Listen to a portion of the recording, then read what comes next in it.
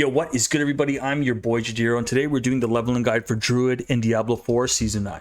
Now, you guys seem to like the gameplay first, so I'm going to switch up things a little bit in the format, how I usually do my my build guide videos, and we're just going to run it back straight to the pit. So this is a leveling guide for Druid, and it revolves around Cataclysm and Shred. So basically the idea, the philosophy behind this build is I want it to be easily accessible for new players. I want new players to be able to zip through the leveling experience, because it seems like that's kind of like the boundary of, you know, of what players want to get past first, and they want to get to the end game.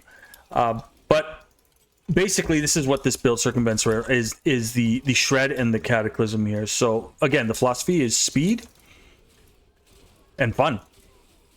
So we're just gonna blast through this. This is a tier 20. I know it's not crazy, but if you look at our armor right now, we don't have any GA items on, and we're able to just blast through a tier 20. So what that means is you're gonna be able to not only get to Torment 1, but easily play through Torment 1 with this build once you're done. And I'll talk more about the build once we're out of here. I'll explain more on how the build works. So for more of the casual side of players that aren't quite blasters, I'll do a whole explanation on how this build works, and I'll also include some information on the aspects, the abilities, you know, the Paragon board, how everything you know, works, and I'll try to do the best explanation possible. So if you have any questions, please always feel free to let me know in the comments. But again, I'm switching up the format this time. I want to front load the video with the gameplay, because it seems to be what you guys like watching the most. And I want you guys to be engaged as much as possible, of course. That way you could actually just see the build work, and then maybe you want to listen to the talking afterwards. But yeah, here we go.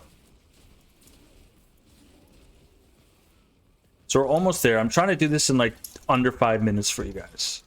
This should show you guys it's possible. But what you can see is Shred's pretty crazy, and it gets even, the damage amps up even more once we have Cataclysm active, because it makes these enemies vulnerable. So when you see their health bars get highlighted in like that purple outline, that means the enemy is vulnerable. So this is for my new players, which means they take a lot more damage from us in layman terms. And then we're also basing this build around crit, and I'll explain how that works as well. But this is a whole lot of fun. I mean, you're just going to zip through the leveling experience, and you only need minimal aspects to really make it come together. And I'll show you guys in that in just a bit, just once we're finished doing this. And I like to talk and play at the same time. It's something I like to get better at. I always mention this in my videos. This is something I like to get better at. But again, it's like you gotta talk with one half of my brain and then play with the other half. But anyways, I'm having a whole lot of fun playing this build. Druid is one of my favorite classes. I like the Spiritborn as well. And I have a leveling guide for the Spiritborn if you guys want to go see that. It's pretty good stuff. All right, here we go. We're about to fight the boss, I think. Just, I don't know, I felt like that went by really quickly. Looks like we're pushing up on 4 minutes here, which isn't bad. Let's just do the boss fight here. Just going to hold down Shred. And boom, there we go. Too easy. And for everyone that wants to skip all the talking, you can go check my build over at Mobalytics. It's called my Season 9 SHREDACLYSM build for Druid. And it's everything from levels 1 to Torment 1. I even have the skill tree here if you need to follow the path I took to make this build. And what I'll do for you guys is I'll leave a link in the description and in the comments for you. So now back to the video. I'm going to go over all the main abilities and the aspects next. As for our first main core ability, we're going Shred. And we're going the version of Shred that gives us a critical strike damage multiplier. Moving over to our next ability here, we're going Maul. Now this is just a basic attack. We rarely use it, but you'll use it more in the beginning leveling experience of the game. Then moving over to our ultimate ability here, we have Cataclysm. This is just good old lightning damage. And Cataclysm also makes our enemies vulnerable, which means we're doing more damage to our enemies. Next we have Cyclone Armor. This is simply for some damage reduction. As a werewolf, you're quite skishy, and Cyclone's pretty cool. Now moving over to Hurricane, this simply slows our enemies, and it also reduces the damage they deal. And then finally, we're going Blood Howl. This gives us some good sustainability, and it also gives us a damage multiplier when we use Blood Howl. Now, that's all the main abilities that we're going. Let's go over the aspects next. So we're going to talk about the main aspects here, and the first of that being aspect of the Blurred Beast. This gives us a huge damage multiplier to Shred. It's as simple as that. And we're putting the aspect of the Blurred Beast on our necklace. Now, moving down to our first ring here, we're going the Storm Claws aspect. And this will allow Shred, when it critically strikes, to do lightning damage. Pretty cool. And then we have the aspect of the Unsatiated. This will help us maintain our resource, which is Spirit, with Shred. And it also gives us a damage multiplier, which is pretty cool. Now I want to mention something real quick here. You don't need all three of this build to work. Shred does a lot of damage from level 1 to 60 on its own. But once you start collecting aspects, these are some of the main aspects that you want to get. If you can only get one, I'd recommend either getting the aspect of the Blurred Beast or the Stormclaws aspect. Now moving on to our flexible aspects, which means we're just adding more damage multipliers. We have on our main hand weapon the aspect of the Changeling's Death. This will give us a damage multiplier whenever an enemy is crowd controlled. And that's why it's important to have that slow on that Hurricane. And for anyone that's new, damage multiplier just means we're significantly increasing our damage. Now moving over to our totem, in our offhand weapon, we have the accelerating aspect. Now this allows Shred to give us increased attack speed. And I found that Shred really scaled well with attack speed. There's other damage multipliers that you can put on here if you want, but I found this one really worked. Again, these are the flexible aspects. You don't have to go crazy here. Now let's move over to our armor, and the one I want to mention the most is the aspect of the Agile Wolf. Now this will probably be the first aspect that you actually come across while you're leveling. And this gives Shred a damage multiplier, but what's cool about it is that it's on an armor piece, not a weapon piece or any of your rings or your necklace. Everything else you guys can go check over at Mobalytics. It's really not that important. We might just have some more damage multipliers or ways to make ourselves more tanky. So that does it for all the aspects. Let's go over the passive skills next. Now that does it for all the aspects. Now I want to talk about more of the other things that are going on with their gear. And by other things, I mean the tempering and the gems. As for the gems, we could simply go emeralds in our weapons, simply because we want critical strike damage. And then as for our necklace and our rings, we simply go diamonds to give us increased resistances. Right here, you can see we have resistances, and our resistances help us stay alive. As for our armor, if you could fit it into your armor, simply go sapphires. This gives us willpower, which is our main stat. And our main stat, as you can see, gives us skill damage, healing received, and overpower damage. Now we don't overpower too much because of how they nerfed it, but that's all good. But it's still nice to have more damage. Now let's talk about the tempering. So at the blacksmith, you can temper on additional modifiers to your weapons and armor. And the only ones I want you to pay attention to here are the chance for Shred to deal double damage and werewolf attack speed. Now you can also get werewolf critical strike, either or is fine, either attack speed or critical strike chance. Now as for the amulet and rings here, I went werewolf critical strike chance, but I also went digigate, which is basically giving us more movement speed while we're in werewolf form.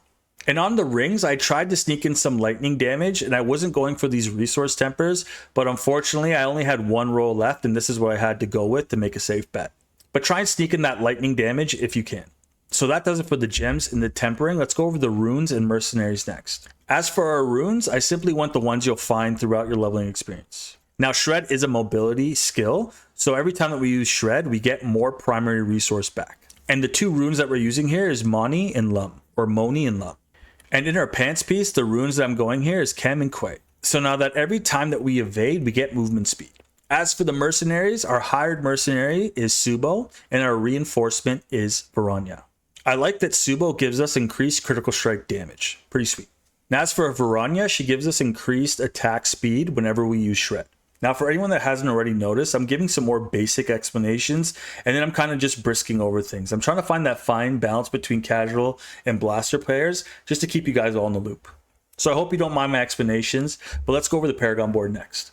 Now as for the Paragon board here, let's keep it simple. You have about 25 or 24 Paragon nodes that you can fill out once you hit level 60. So what you want to do is get every single rare node on this board, make sure you get your glyph socket, and then continue your pathway all the way to the next board.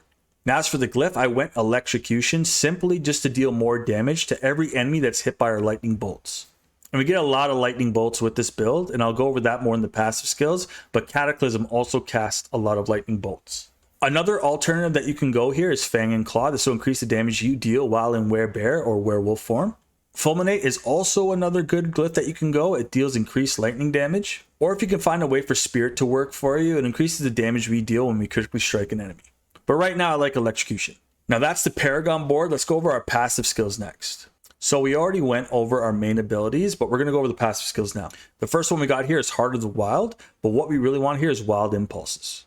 This increases the damage we deal with Shred, and it also increases the cost of Shred. Now moving down, we went Digigate. Again, this helps us move faster in werewolf form. And because of the tempers that we put onto our armor here, we get a crazy increase to movement speed. Now moving down to our defensive skills here, we went Backlash, and this increases the damage we deal whenever we use Cyclone or Blood Howl. And then I went Ancestral Fortitude just to give us more resistances for survivability. Now moving down to our companion skills here, we went Feral Aptitude. This increases the damage we deal when we're above 100% movement speed. And we will be moving quite fast. Now moving down to our RAS skills, this is where we get a lot of those lightning bolts and storm damage essentially. We have Charged Atmosphere, so that every 3 seconds we get a lightning bolt. And it also increases the damage that lightning bolts deal. And then we went Electric Shock, so that every time something gets hit by lightning damage, it has the chance to immobilize it. And if they're already immobilized, we get a damage multiplier. Sweet. Now we went Bad Omen. This takes a little bit of an explanation. So simply when we're dealing damage to a vulnerable enemy, we have the chance to summon an additional lightning bolt. Then we went Endless Tempest to increase the duration of Hurricane and Cataclysm. Now dropping down here, we put 1 into Neurotoxin, but what we really want here is End Venom. This is probably the best passive skill you can get on Druid and increases our critical strike damage. Huge. We only get that critical strike buff when the enemies are poisoned, and I'll explain how we poison them in just a bit. Moving down to our ultimate section here, we put a full 3 into Defiance to increase our nature magic skills like Cataclysm. And then we went Natural Disaster to increase the damage we deal with storm skills. And then we went 3 into Catastrophe to increase the damage we deal whenever we use an ultimate skill. And then we put a full 3 into Quick Shift so that when we shape shift, we deal more damage. Sweet. And then finally, we put a full 3 into Natural Fortitude so that our shape-shifting skills fortify us. And when we're fortified, we get damage reduction. Now onto our key passive here, we went Lupine Ferocity. Now the reason we have Maul as our basic skill is because you could also go Bestial Rampage if you so choose. And what Lupine Ferocity does is increases our critical strike damage significantly. And what Lupine Ferocity does is increases our critical strike damage with werewolf skills. And every 3rd hit of our werewolf skill critically hits. And if you didn't notice, on Shred, it strikes in 3s. So it has 3 separate attacks. And with the aspect that we have, it does get a 4th. But this is what I recommend once you start getting later into level 60 in Torment 1. Alright, so that does it for all their passive skills and the key passive. Let's go over the HORADRIC Spellcraft next. So this should be quite quick. The infusion that we're going here is Corrosive Vapor. Now most people do go Thunderous Particle, but this is how we apply poison to the enemy. And as for our Arcanas here, I simply went the most basic ones because you will be leveling. You won't have all of the legendaries and the rares right away. So I just throw in these easy to find Arcanas so that you can acquire these too. And the first one is Shifting Powder. This increases our movement speed.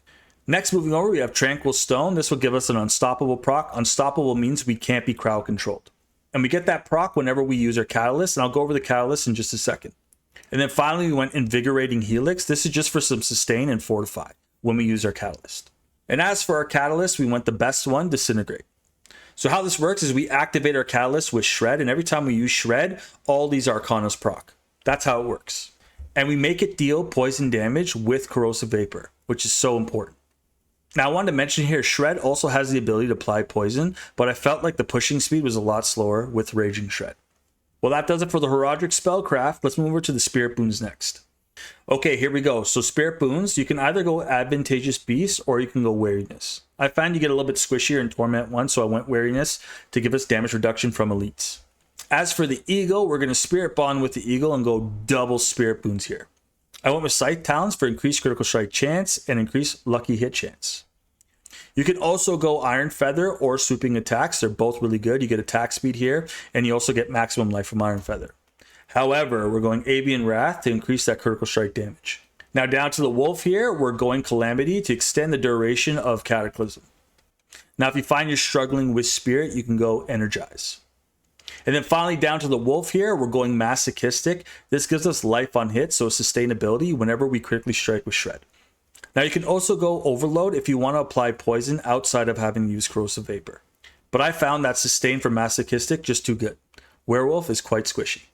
So that does it for the overview of the build pretty much. I want to give you guys some quick leveling tips right quick. Always go to your wardrobe when you start a new game. Make sure you equip your pet. Your pet will pick up all that stuff that you want to go and backtrack and pick up yourself. Also, don't forget to craft elixirs, guys. Elixirs give you an increased experience gain every time that you use them. I mean, 8% doesn't look like a lot, but it definitely helps while you're leveling. And in terms of how you level, honestly, I found the best way to level is simply doing the Hell Tides, getting the Grim Favor, and handing it to the Tree of Whispers. That way you get armor, you get experience, you get everything you're really looking for until you can start doing those Nightmare Dungeons a lot more frequently. I found that Nightmare Dungeons were fun to do, but it kind of loses steam once you start hitting that level 45, level 50 mark.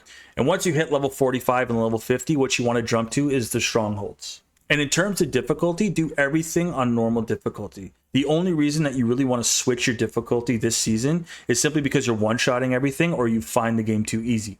And in the interim, you could also do the seasonal quest and you can also do the Nightmare Dungeons. But if you happen to come across an escalating sigil for Nightmare Dungeons in your leveling experience, don't use it till you start pushing Torment. Well, guys, I really hope that helped you out, man. This is my leveling guide for Druid. I'm going to try and make some endgame builds. I really feel like they need to work on the endgame in Diablo 4. I hope that's coming soon, but I really have a lot of fun making these leveling guides. Really, the fun comes from leveling up new characters, in my personal opinion. But I'll save that for another video where I go over some quality of life changes that Diablo 4 could use or could take. And hopefully it hits the right ears and the right eyes see it. But anyways, guys, if you watched this long and you watched this far, thank you so much. I really hope this build helps you guys out. I'll catch you guys in the next one. I'm your boy Jadiro. Sign off for now. Peace.